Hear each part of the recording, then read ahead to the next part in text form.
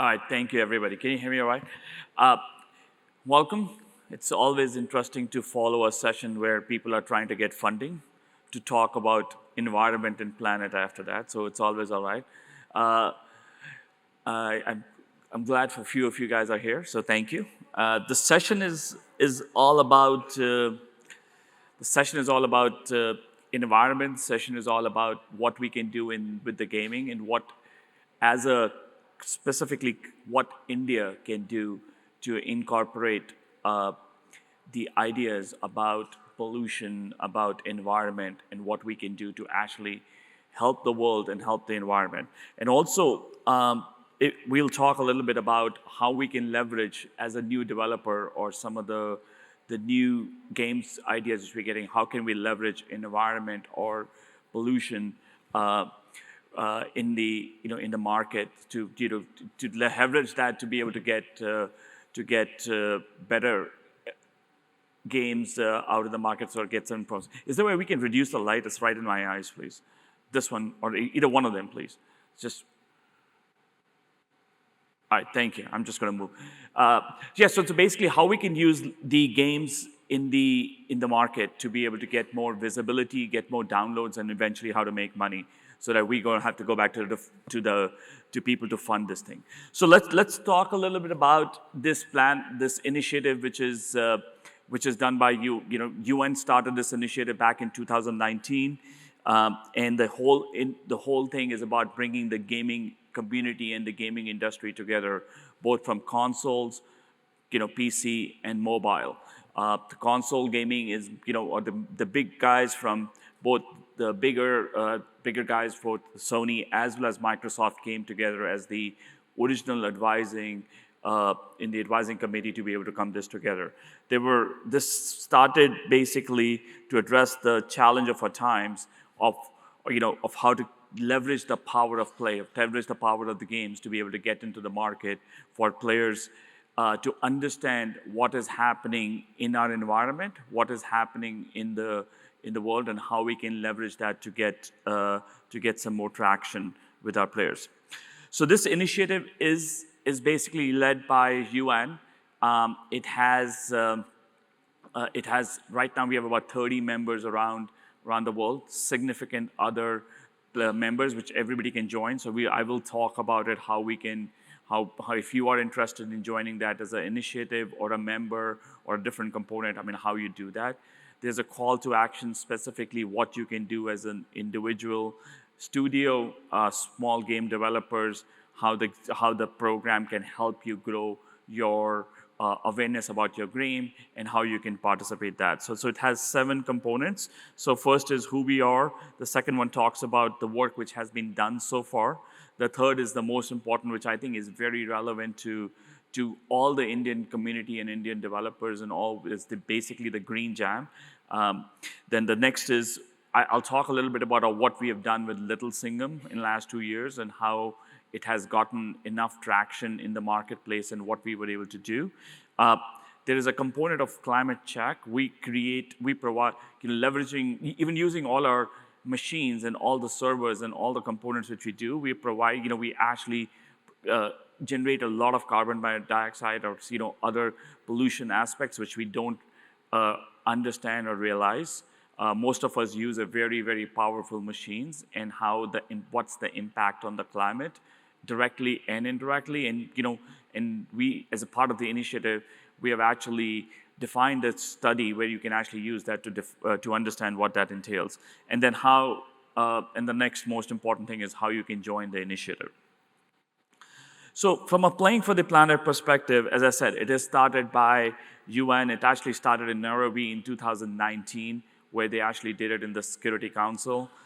They got about 10 odd companies together at that time, and Reliance was actually one of the original members, founding members. I'm actually on the board right now. It's where we are able to generate awareness not only in India but also Asia and around the world of what we can do.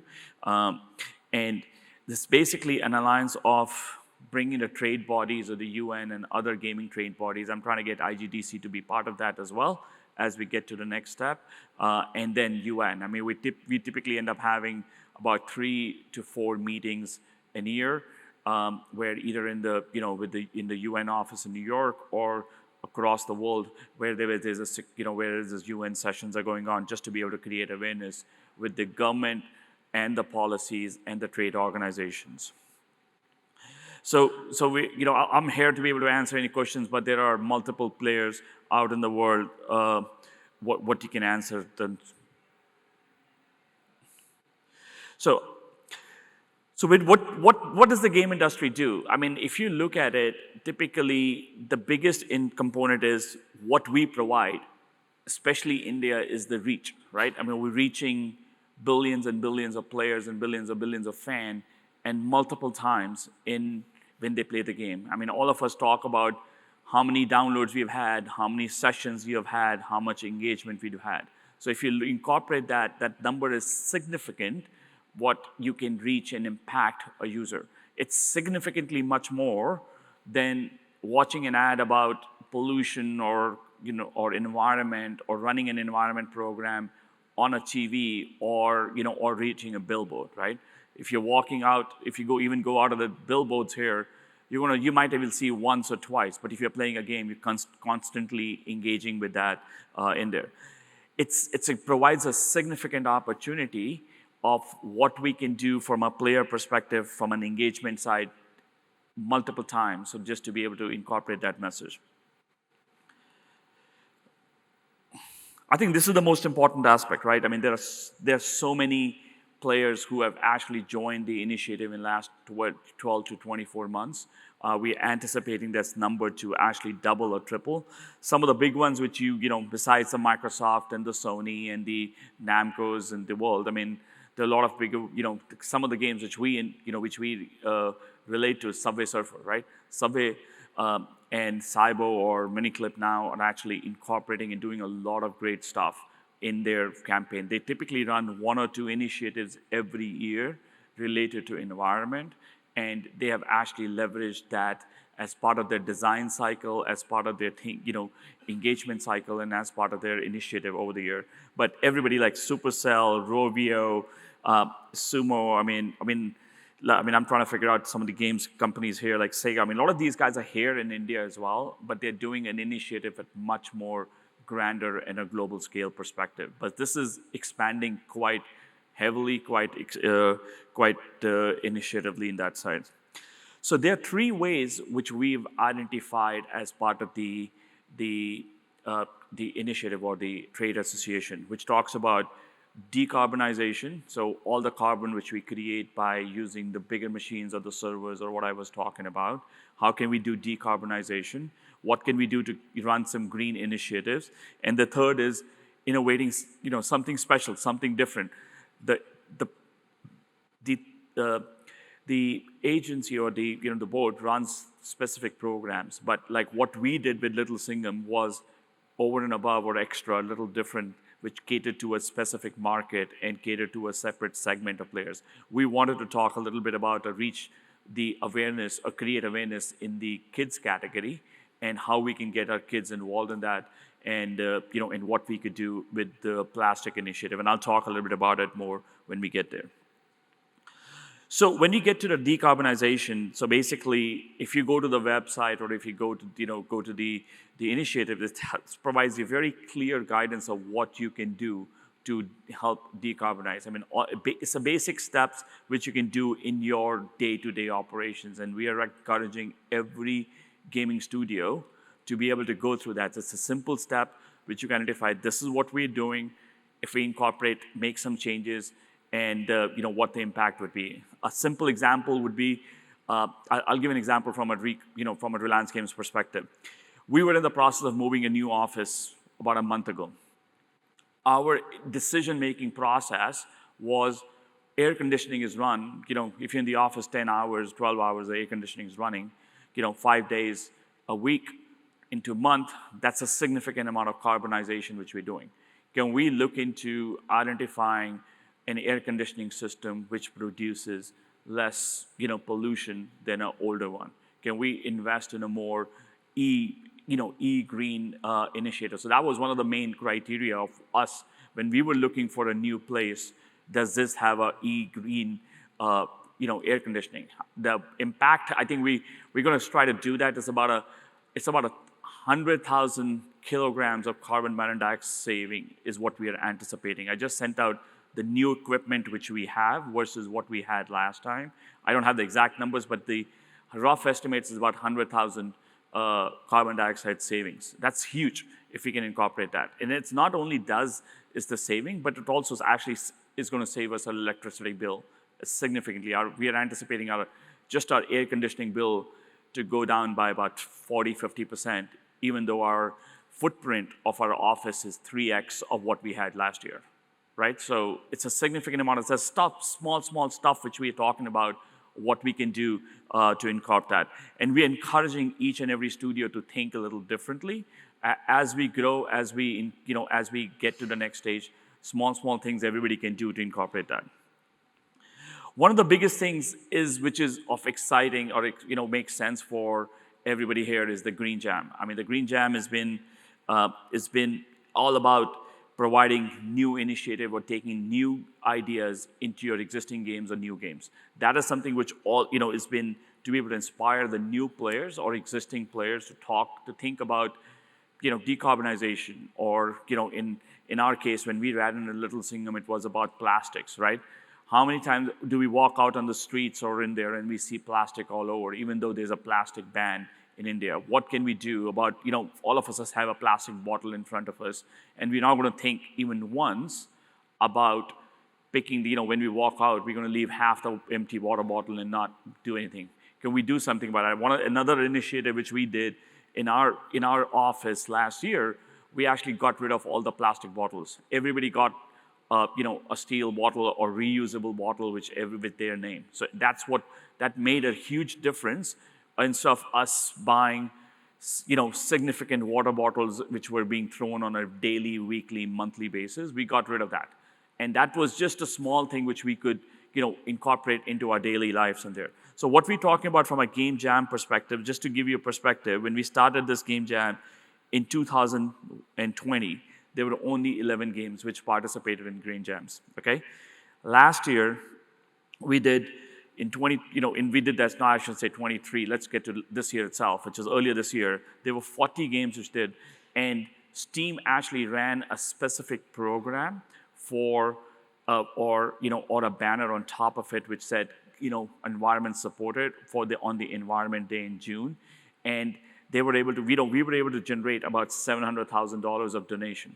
But and everybody gave a small percentage of money giving back to the environment or giving back to that. But the biggest thing was there were at least half of those studios which participated in the Green Jam saw a 30 to 40% increase in their sales on that day, when they ran that initiative, because people were actually consciously going to say, hey, what can I do? I'm going to spend money in a game. I like this game versus, I'm comparing something when I like this genre. I don't know about this game. If I'm going to spend $10, $20 or whatever, let me go try this because I am also helping it consciously or unconsciously. So that's another way which all of us as developers have an opportunity to be able to reach out to a completely new, different segment of players, or or a segment which we would not have done so. There are tons of resources available. I mean, if you go to the Green Jam website or even Play for Planet website, there's tons of stuff available. There's surveys available, and you can actually see what some of the bigger studios did. What was the impact? How did they incorporate that into their development cycle? How did they incorporate that into into their pipeline? And what was the impact on that? So I'd refer to a little bit about what we have done with Little Singham. I don't know if you guys know about the game which we have called Little Singham. It's basically a runner game. We have multiple SKUs on that. One is just a regular runner. The second one is with a cycle. The third one with a skater. So we incorporated this initiative there, in there, and we actually worked on trying to be able to get the new plastics which was around the Environment's Day, and the Modi government and the and the state government, Maharashtra state government, had a big push in that time in June, where they were really trying to figure out how they can ban this. I mean, I said one of the new things. So we incorporated that in the design level. We went to our design team and the art team and said, okay, what can we do? And they basically said, as we collect components, they were just collecting bottles which were on the road. So, as you ran, as you did your engagement with the game, so you just basically had to collect bottles. And then we ran a simple leaderboard in our game where we engaged the players and say, okay, whosoever collects the most bottles in a day, in a session, in a week, was being facilitated, honored, or whatever on the being atop of the leaderboard, and we can incorporate that. We're actually looking at doing something like this next year, and we're talking to UN that the top 50 players, we're actually going to send them a UN certificate as a digital recognition of what these players, kids, because it obviously cater towards a much younger audience, of what they're able to do. So we're trying to figure out what we can do with the UN to send these kids some certificates, just to be able to say that, okay, they did something. Because, what they're doing in the digital world, we're hoping that they translate that into the physical world as well, right? If they're collecting plastic waste while they're running the game, hopefully, they're able to see some plastic waste across, they pick it up or not use, or component in there. So that was a very, as I said, we had almost like 15 million sessions in 1 month, which we ran across 3 games. So close to about 10 million players played the game in this, and they at least initiated it once. So it was a very big component for us in there. The next one is a climate check. If you actually want to take it and do it for yourself, you can actually go to this QR code and test it out on there, what you can do yourself from an individual perspective, for a studio perspective, of what you're doing from a climate check perspective, of how you can impact and what you can do in there. If that doesn't work, you can also go to the website here, climatecheck.planet for, playingforplanet.org. So this will give you a clear perspective, and it's basically 10 questions, and you can really get an impact of how individually you can impact. And we're encouraging everybody. I mean, we're going to send this out as a survey after with the IGDC. I'm hoping that we can send this out and we can get at least 2,000-3,000 people. We have about 4,500 people here at the IGDC this time. If you can even get 50% of the people to participate and take the survey just to be able to be conscious, I think we'll make a huge impact on that front in there. So obviously we want more and more people to join. We want, and how do you take that to the next step is basically you can reach out to any of us here. I mean, from the team, go to the website, reach out to Reliance Games. We'll help you figure it out. But what are the benefits? It's basically getting your team, studio, and in there to start thinking a little differently than just about game development, right? It's getting a little bit more conscious component to it. Everybody has something which they're passionate about, which they're aware about, how we can bring the environmental aspect into our games, into our thinking, into our design, into our development. So that is something which is an important aspect. The second one is aligning with some of the best practices of what other studios have done, how they have gotten benefits out of that, either more engagement, more awareness of their game, more downloads, or in some cases, as I said, when they ran that special sale, in some cases about the revenue as well, right? I mean, it's obviously all of us want to make money, but that's this thing in there. If you were to join the program, or if you become a member, you also get access to decarbonization and green initiatives which are happening around the world, of what we can do in that perspective. And then you can share, learn, and act on there. I mean, I'm not going to get into that aspect of it in there. So if you become a member, you can't go back, obviously, say that you're associated with UN, but you can say you're part of the UN initiative, you're part of the Playing for the Planet. You can use some of these logos and the communication around it. You can have a dedicated member page if you want to put it on your website and stuff like that. So very clear guidelines of what the initiative and the alliance provides. And also I see the biggest aspect is that if you go back to the slide which I had number of members, you're also part of the Slack member, right? If you want to reach out to, an executive in Ubisoft or Microsoft or, which you might not otherwise, you will have a lot of access indirectly to be able to get some guidance and support from those guys in there. You can join a lot of specific groups which are focused on decarbonization aspect, or they're talking about what we're doing in the research, or as we are part of the plastics ones, what we can do to incorporate that. So stuff like that can be in there.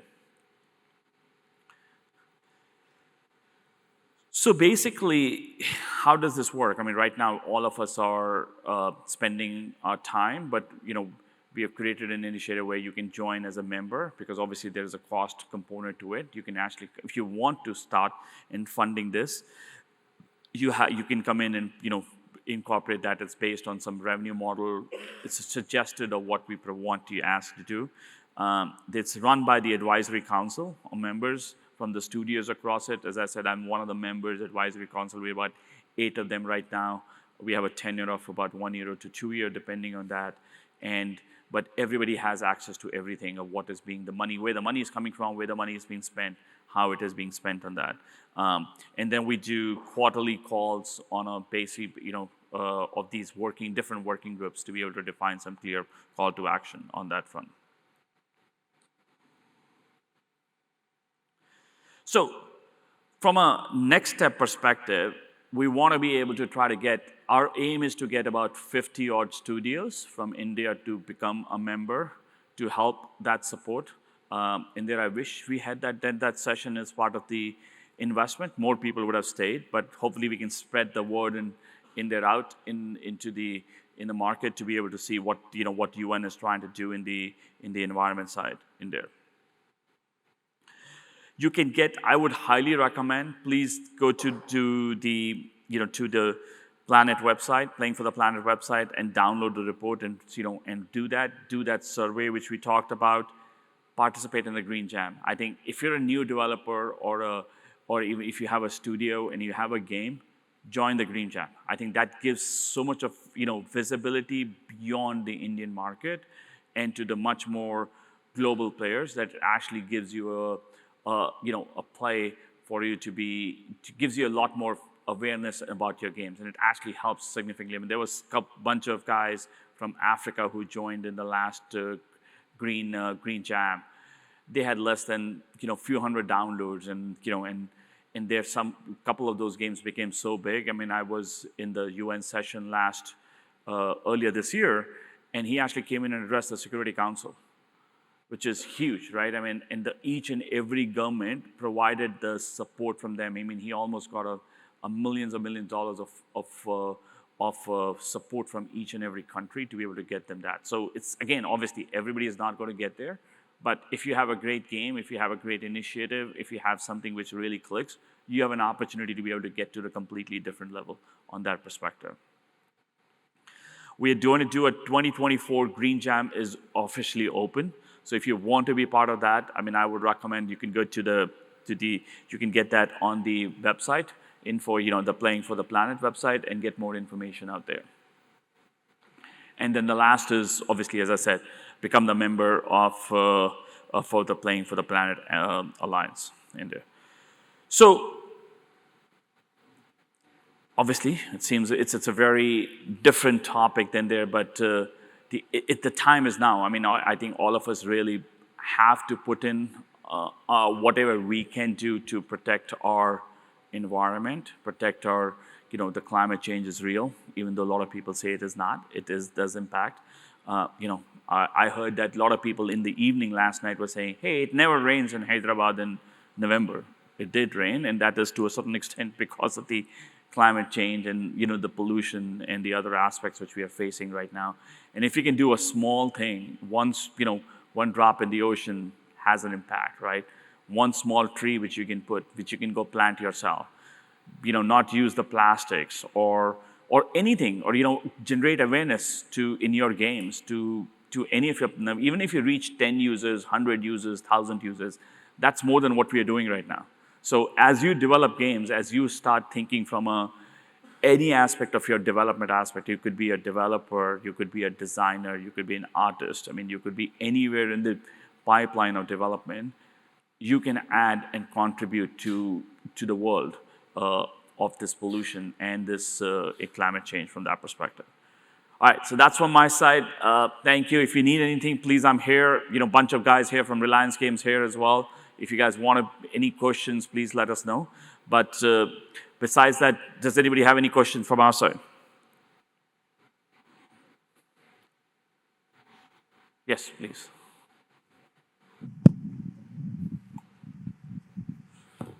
I have a common question. So, how is Reliance contributing to gaming industry in terms of encouraging the newcomers? Like, I feel if there are some experience centers and a few studio kind of setups, Right. where it is open to all the students and newcomers into the market, that will I feel like that will encourage them and the newly forming studios to grow. Uh, Are there any plans? I don't have, this was not the session about Reliance Games, but having said that, I can No, no, respond no. to you. It is just, I feel like Reliance is the one company which always be a step forward in everything. So that's why I have taken this name of the brand. I appreciate that. You know, hey, we're contributing by having a party in the evening last night, so all of you guys could have fun. No, I'm just kidding. Besides that, no, what we're doing is we've been an open studio. You know, from a day one, we've been one of the older studios in the industry, and we've always encouraged any new studios or students or interns or anybody who's coming in to reach out to us. Right? We run an internship, very intensive internship programs. We at any point of time we have about anywhere from up to 10 interns every year, and we work with them on the live projects. And we have done that from the day one. The reason we do that is because we want to encourage, new initiative and new studios and new industry folks to come out, because we know what we know, but when you're starting a new studio, when you're coming out as a new fresh component, you have some amazing ideas, right? Which we would not, because we get bogged down into doing a lot of our day-to-day work. We can't think as fast as innovative as some of the newer studios or indie studios or younger kids who come into the industry. So we learn as much when they come into our internship program as we do, right? One of the things which we've always taken is we don't do internship programs just for putting people on the side and having them do research or XYZ. We always put them on a live project in there. So I don't know if I answered that question for you or what we're doing, but we work with, besides that, we work on the publishing aspect. Even on the Green Jam or the Little Singham project, we had an intern who worked with us, right? We had 4 interns who worked with us in the US, who worked on us from a testing perspective, and actually we got them involved not only in the game side, but we also got them to thinking about the environment and initiatives of what they can do. And we're hoping that as they get to the later stages of either game development or they're actually thinking about environment and climate change and plastics and that aspect. But if you have further questions, a bunch of us are here. We're more than happy to answer that for you. Yeah, thank you. Excuse me, sir. Yes. So basically, I'm doing for past 1.5 year research based on environment-based games. So basically, I'm having ideas for 2 games, 2 to 3 games, I should say. But I want to know what kind of funding can be available and what kind of business model one should go about it. Because So I don't know if there's a specific funding which is available for the Green Jams provides a little bit of some money to be able to do that, but not that much.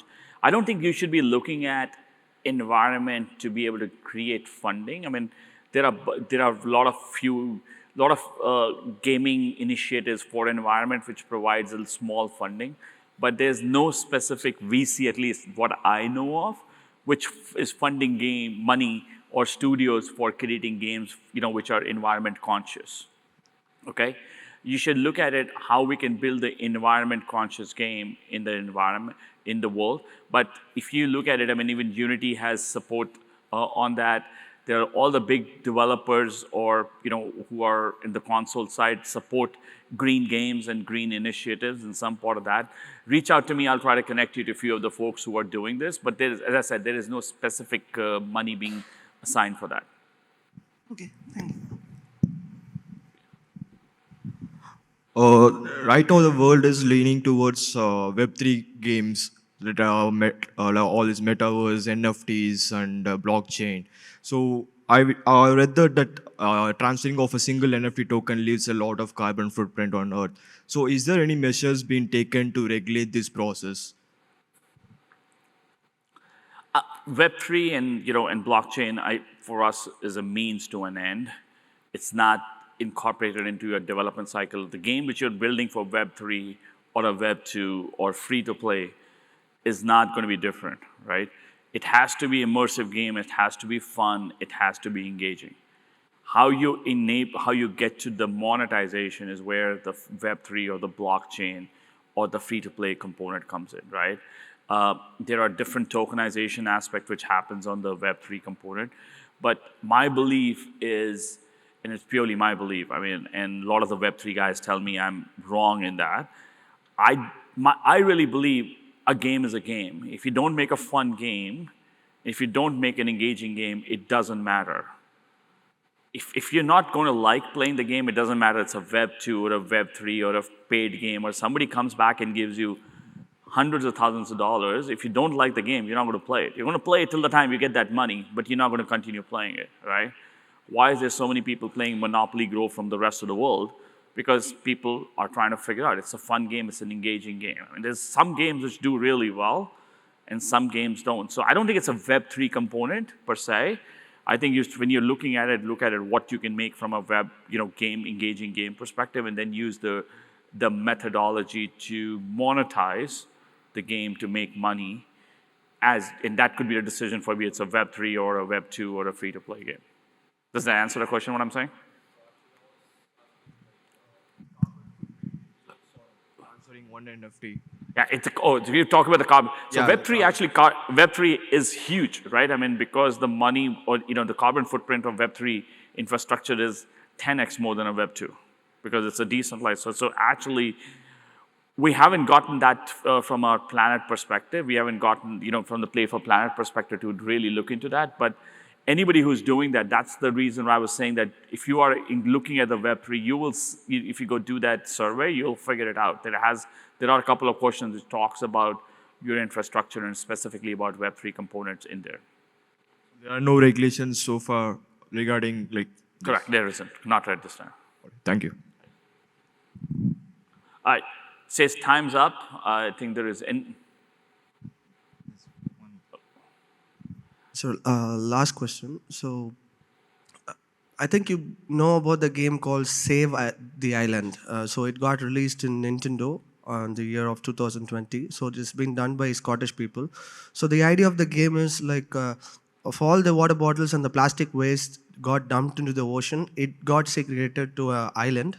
So, what the player has to do is the player has to collect the plastic cans using the trash blasters, and some of the extinct animals will be on the island, and they have to recover the animals. And so the end of the game, so the player learns how to use a bank account, because there is a process of bank account in that island, and also save the extinct animals, and also bought responsible plastic disposals. So so we thought, like, and through that game a lot of environment changes, and the players get to learn about the responsible plastic waste disposal and also the other things. So do you believe, like, in India, shall we do that kind of a game and we can get a big exposure like this? Because Nintendo basically published that game in Switch. So do you think, like, in India, do we get response if we create a game like that?